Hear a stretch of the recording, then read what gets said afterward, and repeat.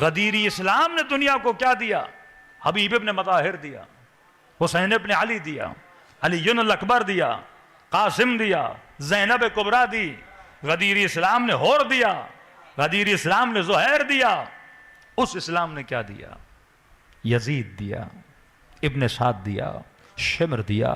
وہاں دیکھتے ہو انسان اپنی انسانیت کے اعلیٰ مقام سے گرتا ہوا نیچے جاتا ہے، اور جب حسین کے پاس آتے ہو یہاں گرے ہوں کو حسین آسمان کا ستارہ بناتے ہیں، یہاں ذرے کو ابو ذر بنا دیتے ہیں، یہاں جو مسیحی ہے اسے شہید کرب و بلا بنا دیتے ہیں، یہاں جو ہور دشمن ہے حسین اسے ہور کربلا بنا دیتے ہیں۔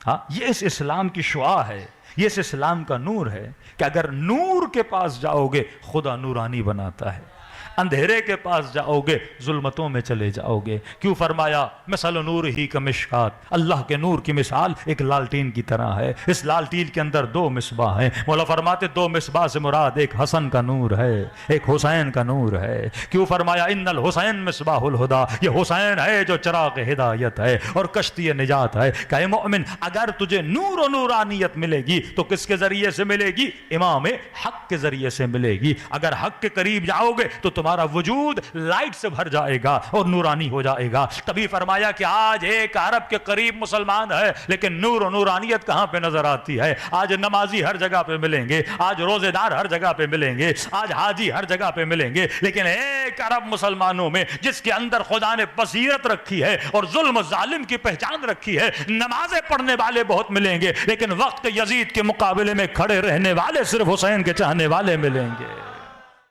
یہاں امام ہے، اب امام کی اہمیت سمجھو۔ ایک تو امام انسان بنانے کے لیے آتا ہے۔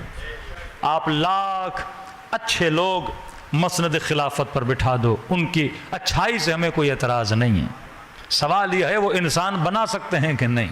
سوال یہ ہے آپ نے کوئی اسکول کھولا، آپ کے والد بھی محترم، آپ کے بھائی بھی محترم، آپ کے سسر صاحب بھی محترم، آپ کے سالے بھی محترم، آپ کے خالو بھی محترم، آپ کے ماموں بھی محترم، آپ کی اماں بھی محترم، بھائی سارے محترم ہیں کہ نہیں ہیں؟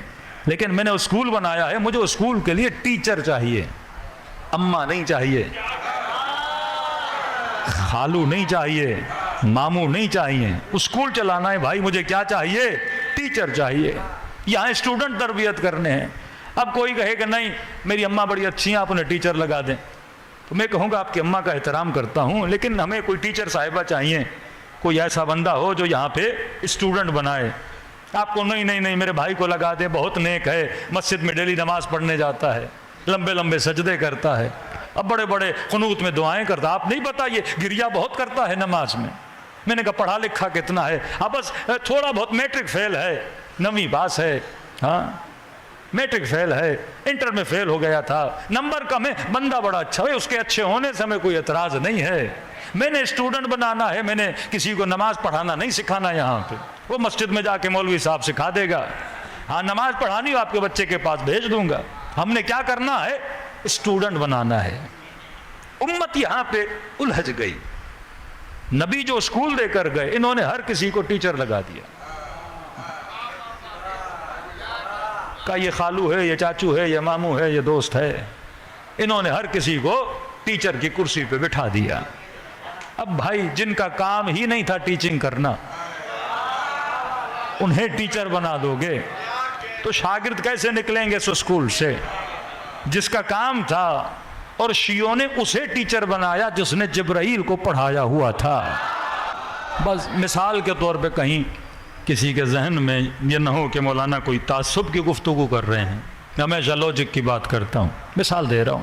ہم نے علامہ اقبال کو نہیں دیکھا بھائی، نہیں تھے ان کے زمانے میں، ہمیں نہیں پتا علامہ اقبال کیسے تھے۔ تو علامہ اقبال کو پہچاننے کے لیے مجھے کیا کرنا چاہیے؟ اگر کوئی تقریر ہوگی تو سنوں گا، اگر کوئی تحریر ہوگی تو پڑھوں گا، ایسا ہی ہے نا؟ ہاں، اگر سوانح حیات کو جاننا ہوگا بیٹے سے مل لوں گا، ان کے دوستوں سے مل لوں گا، کیسا انسان تھا بتا دیں گے، لیکن ان کی علمی صلاحیت کو پرکھنے کے لیے میں علامہ اقبال کا اقبال نامہ پڑھوں گا۔ ان کے شعر و شاعری سے پتہ لگے گا فارسی بھی آتی تھی، اردو بھی آتی تھی، ان کی شعر و شاعری سے پتہ چلے گا بڑے فلسوف تھے، فلسفے میں علامہ اقبال جرمنی گئے، انہوں نے پڑھا، بڑے دانشور تھے، ان کے افکار سے پتہ چلے گا کہ یہ مغربی یلغار کے بڑے خلاف تھے، یہ اسلامی تمدن اور اسلامی سویلائزیشن کے بڑے حامی تھے۔ اب میں ان سے ملا نہیں، لیکن ان کی تحریر بتاتی ہے کتنا پڑھا لکھا تھا۔ ایسا ہی ہے، آپ قائد اعظم سے ملے نہیں تو قائد اعظم کی جد و جہد، قائد اعظم کا زندگی نامہ، قائد اعظم کی تقریروں سے پتہ چلے گا کہ قائد اعظم کتنا صاحب علم تھا۔ اسی طرح 1400 سال کا فاصلہ ہے، ہم صحابیوں سے ملے نہیں، محترم ہیں سارے، لیکن میں اندازہ کیسے لگاؤں کہ کس کا علمی معیار کتنا تھا؟ دل ہے نا، میں اپنے والد کے بارے میں بھی پڑھنا چاہتا ہوں، اپنے بزرگوں کے بارے میں پڑھنا چاہتا ہوں، اسی طرح مجھے حق ہے کہ میں اصحاب کے بارے میں پڑھوں، میں ازواج کے بارے میں پڑھوں، میں اولاد اہل بیت کے بارے میں پڑھوں کہ کس کے پاس کتنا کیا تھا، علم تھا۔ تو بھائی پڑھنے کے لیے کیا کرنا چاہیے؟ امیر المؤمنین کو 3.5 سے 4 سال ملے حکومت کے، یہ ساری نہج البلاغہ اس 3-4.5 سال کی ہے۔ 3.5-4 سال میں علی نے اتنا علم دیا۔ نہج البلاغہ ہے خطبات امیر المومنین، کوئی خط امیر شام کو لکھا، کوئی خط مالک اشتر کو لکھا۔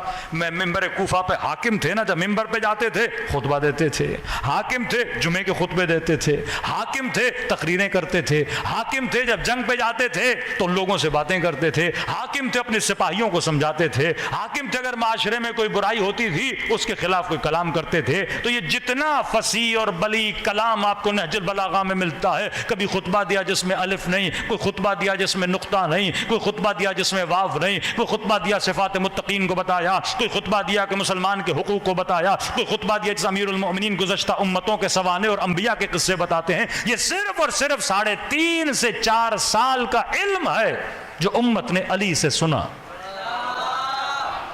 کہ ابن ابو الحدید کہتا ہے کہ عرب میں ایسا عالم کسی نے نہیں دیکھا، ایسا علم کسی کے پاس نہیں ہے جیسا امیر المؤمنین کے پاس ہے۔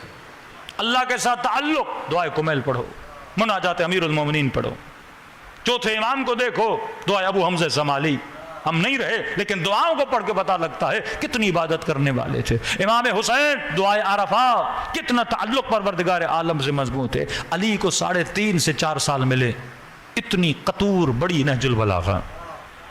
اور بھی تو تھے، کسی کو 20 سال ملے، کسی کو 25 سال ملے۔ اتنی سی کوئی کتاب دکھا دو، کوئی 4 خطبے دکھا دو، کوئی 4 علمی مقالے دکھا دو، کوئی 4 نصیحت کی باتیں بتا دو، کوئی 4 ان کے اشعار بتا دو، کوئی 4 ان کے توحید کے بارے میں کوئی خطبہ دیا ہو وہ بتا دو۔ ارے جناب زہرا ہمیشہ گھر میں تھی لیکن صرف ان کا خطبہ فدقیہ سن لو، ان کے گھر کے بچوں کے پاس اتنا علم تھا۔ تو میں احترام کس وجہ سے کرتا ہوں؟ شخصیت کا بھی احترام ہے، لیکن اگر کسی کو ٹیچر بنانا ہے تو علمیت کی وجہ سے بنانا ہے، اہلیت کی وجہ سے بنانا ہے۔ تبھی رسول نے فرمایا انا مدینۃ العلم وعلی بابھا، میں شہر علم ہوں اور علی دروازہ ہے۔ اور امت نے اگر کسی اور کو فضیلت بھی دی تو وہ فضیلت خیرات میں علی سے لی۔ جتنی فضیلتیں دیں وہ خیرات میں لی گئیں کہ نبی نے فرمایا میں شہر علم ہوں، علی دروازہ ہے، کہ فلاں دیوار ہے، فلاں چھت ہے، فلاں کھڑکی ہے، تو دیوار بھی تو اسی کی بننی پڑی جس کا در علی ابن ابی طالب تھا۔ یہ فضیلت اہل بیت ان کے علم کی وجہ سے ہے، اور وہ علم ثابت ہے۔ آپ امام زین العابدین کی بات کرو گے، مولا کی پوری صحیفہ سجادیہ کھول لو گے، صحیفہ سجادیہ زبور داود سے کم نہیں بلکہ زیادہ ہے۔ آپ ایک طرف زبور رکھو، ایک طرف صحیفہ سجادیہ، آپ کو پتہ لگے گا کہ علم زین العابدین، کلام زین العابدین بھاری ہے زبور پر، کیونکہ علم عطا کردہ پروردگار عالم ہے۔ یا لاکھ شاعر لائے جائیں علامہ اقبال کے مقابلے پر، ان کا شعر ہی نہ ہو، اب کیسے مقابلہ کرو گے اقبال کے ساتھ؟ کوئی شعر تو لاؤ۔ جو علی کے خطبوں کا مقابلہ نہ کر سکے وہ علی کا مقابلہ کیسے کرے گا؟ جو کلام علی کا مقابلہ نہ کر سکے 20 سال حکومتیں ملی، 15 سال، کوئی خطبہ نہیں، کوئی کتاب نہیں، پوری حکومت جس کے کنٹرول میں حکومت ہو. یہ تو ایک نہج البلاغہ 3.5-4 سال کا نتیجہ، کیونکہ مولا حاکم تھے تو لوگوں نے لکھا. 20 سال امیر المومنین گھر میں بیٹھے. کتنا امت نے علی کو ضائع کیا. وہ علم جو امیر المومنین سے لے سکتے تھے امیر المومنین سے نہیں لی. لمبی ترین حکومت اگر کسی نے کی وہ امیر شام نے کی ہے. معاویہ ابن ابی سفیان، لمبی حکومتیں. آج فضائل پڑھے جاتے ہیں تو کہتے ہیں کہ امیر شام نے اتنی کشتیاں بنائیں، امیر شام نے یہ فتوحات کیں، امیر شام نے وہ ساری اپنی جگہ. مغلوں نے بھی بڑے کام کیے، آپ کے انگریزوں نے بھی بڑی فتوحات کیں، آپ کے پرتگیز نے، فرینچ نے بھی افریقہ میں بڑی بڑی کالونی بنائیں.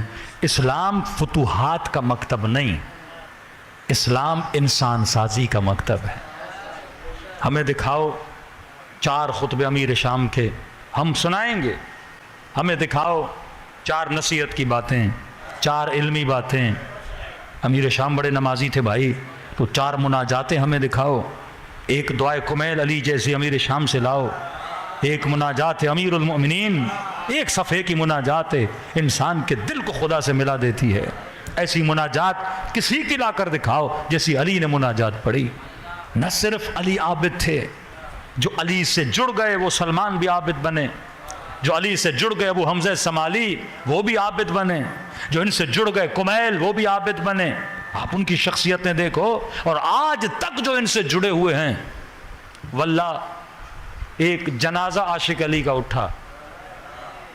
ہاں مولا علی تو دور ہے، سید علی کے جنازے کا مقابلہ دنیا نہیں کر سکتی، جس کے جنازے میں 25 ملین لوگ جائیں. ہاں یہ عشق ہے لوگوں کا اہل بیت کے چاہنے والوں سے. امریکہ سے لوگ آئے، سویڈن سے لوگ آئے، یورپ سے لوگ آئے، جو شیعہ تک نہیں. پر ایک انسان کی شخصیت اتنا کھینچ دیتی ہے کہ کربلا نے بتایا حسین صرف مسلمانوں کا امام نہیں، حسین انسانیت کا امام ہے. کربلا انسانوں کو اپنی طرف کھینچتی ہے. آج دیکھنا ہے کمال انسانیت تو چلے جاؤ 40 ابا عبداللہ الحسین پر، جو دنیا میں ہیومن رائٹس کے نعرے لگاتے ہیں، انسانیت کے نعرے لگاتے ہیں کہ ہم انسانیت کے علم بردار ہیں، ہر دنیا کو ڈکٹیٹ کرتے ہیں کہ تمہارے ملکوں میں انسانیت نہیں ہے. اور آج ان کو انسانیت سیکھنی ہے تو حسین کی کربلا چلے جائیں. دیکھو ہر مسلمان کہتا ہے اہدنا الصراط المستقیم، سیدھے راستے پہ چلا. خدا کہتا ہے صراط الذین انعمت علیہم، یہ ان کا راستہ ہے جن کے راستے پر نعمت اور نعمت ہی نعمت ہے. میں نے کہا کہ میں چیلنج کرتا ہوں پوری دنیا کو، آپ ہمیں 2 کلومیٹر کا راستہ دکھاؤ جس کے چپے چپے پہ نعمت ہو. انسانی معاشروں سے یورپ چلے جاؤ، ناروے چلے جاؤ، ہالینڈ چلے جاؤ، جتنے ممالک ہیں ترقی یافتہ، مال و دولت کی کمی نہیں. 2 کلومیٹر کا راستہ دکھا دیں جس 2 کلومیٹر کے راستے کے چپے چپے پہ نعمت ہو. واللہ دنیا آدھا کلومیٹر نہیں دکھا سکتی، لیکن اسی دنیا کو ہم دعوت دیتے ہیں آ جاؤ نجف اشرف، تجھے نجف سے کربلا تک 70 کلومیٹر کا راستہ دکھائیں گے جس کے چپے چپے پہ نعمت ہی نعمت ہے. ہاں آپ کسی بھی سفر پہ جاؤ 2 چیزوں کی پرواہ ہوتی ہے، سوؤں گا کہاں پہ، کھانا کیا کھاؤں گا. ایک پیٹ کی پرواہ ہوتی ہے، دوسرا نیند کی فکر ہوتی ہے. لیکن یہ دنیا کا واحد سفر ہے جہاں نہ سونے کی پرواہ ہے نہ کھانے کی پرواہ ہے. سونے کا بندوبست بھی مومن کے لیے کر لیتا ہے، کھانے کا بندوبست بھی مومن کے لیے کرتا ہے. یہ پوری دنیا میں کیسے انسان ہے؟ کہیں دیکھا پوری دنیا میں؟ یہاں مسلمان حج پہ جاتا ہے، 350 مسلمان پانی نہ ہونے کی وجہ سے مر گئے، شدت پیاس سے. حاجی اللہ کے گھر کے ظاہر بوفے لگا دیے تھے عرفات میں، کچھ بوفوں میں بیٹھے ہوئے تھے اور کچھ ایسے تھے جو پیاسے، وہاں کے لوکل بیچارے حاجی وہ پیاس کی وجہ سے مر گئے. آج تک سنا کوئی کربلا میں پیاس کی وجہ سے مرا ہو؟ آج تک سنا کربلا میں کوئی کیٹیگری بنی ہو کہ یہ موقف امیروں کا ہے، یہ غریبوں کا ہے؟ وہاں بس اتنا دیکھا جاتا ہے حسین کا عزادار آ رہا ہے. ہاں کس نے اس قوم کو اتنا سخی بنا دیا؟ کس نے آپ کے وجود میں اتنی انسانیت بھر دی کہ آپ اتنے اعلیٰ مقام پہ چلے گئے؟ کربلا میں ایک ہی چیز نظر آتی ہے، وہ خدمت ہے۔ کس کی خدمت؟ انسان انسان کی خدمت کرتا ہے، انسان انسان کا خادم بنا ہوا ہے۔ یہاں کسی کو کہو میرے جوتوں کو پالش کرو، جھگڑا ہو جائے کہ آپ کا نوکر تھوڑی ہوں۔ اسی انسان کو حسین کربلا بلاتے ہیں اور مومن کو مومن کے جوتے پالش کرواتے ہیں۔ وہی انسان کربلا جاتا ہے، دوسرے کے پاؤں دباتا ہے۔ وہی انسان کربلا جاتا ہے، اس کے لیے بسترا بچھاتا ہے۔ وہی انسان کربلا جاتا ہے، 50 ڈگری کی گرمی میں اس کو پانی پلاتا ہے، آگ پہ کھڑے ہو کے مومن کے لیے کھانا بناتا ہے وداؤٹ اینی فیس، کچھ چارج نہیں کر رہا، فری میں کھلا رہا ہے۔ کیوں کھلا رہے ہو؟ حسین انسان بنانے کے لیے آئے کہ دیکھیے انسان کامل، میں حسین اس کو ایسا بناتا ہوں۔ امریکہ تو جیسا نہیں بنا سکتا، یو کے اور برٹن تو جیسا نہیں بنا سکتے، وہاں جاؤ گے تو سیلفشنس کا نظام ہے۔ اس نے موبائل بھی بنایا تو سامنے ایک کیمرہ رکھا جس کا نام ہی سیلفی ہے، سیلفی۔ وہ نظام سیلف پہ چلتا ہے، می اینڈ مائی سیلف، میں اور بس میں، میرا گھر، میرے بچے، میرا پیسہ، میرا ملک، میرا عہدہ، میری کرسی، میں بچ جاؤں، میرا گھر بچ جائے، میرا اکاؤنٹ بھر جائے، بس میں سے شروع ہوتا ہے اور میں پہ ختم ہوتا ہے۔ اور حسین جب کربلا بلاتے ہیں، میں مٹا دیتے ہیں، میں مٹا دیتے ہیں۔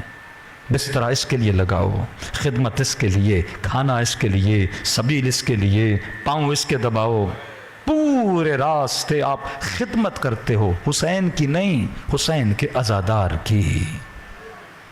یہ اتنے ملینز آف ڈالرز کون امام حسین لگاتے ہیں یا حسین کا چاہنے والا لگاتا ہے؟ بھائی جیب سے پیسہ نکالنا آسان بات نہیں ہے کہ ایک دن میں 70,000 لوگوں کو کوئی کھانا کھلائے۔ ایک موقف کا خرچہ میں جانتا ہوں مور دین $18,000 پر ڈے۔ ہاں، $10,000 کا خرچہ کرو، 30 لاکھ بنتے ہیں، تقریباً کوئی 55 لاکھ ایک دن میں لگتا ہے، ایک دن میں ایک موقف پہ۔ ہمارے جاننے والے دوست کا موقف ہے کہ مولانا ڈیلی یہاں پہ 8,000 9,000 10,000 لوگوں کو کھانا کھلایا جاتا ہے، سلایا جاتا ہے۔ یہ پیسے جیب سے نکل کیسے رہے ہیں؟ اس کو سخی کس نے بنایا؟ اس کو اتنا انسان کس نے بنایا؟ اگر یہ حسین کے ساتھ جڑا نہ ہوتا تو کنجوس ہوتا۔ یہ حسین ہے، اس سے کیا بنا دیتے ہیں؟ سخی بنا دیتے ہیں۔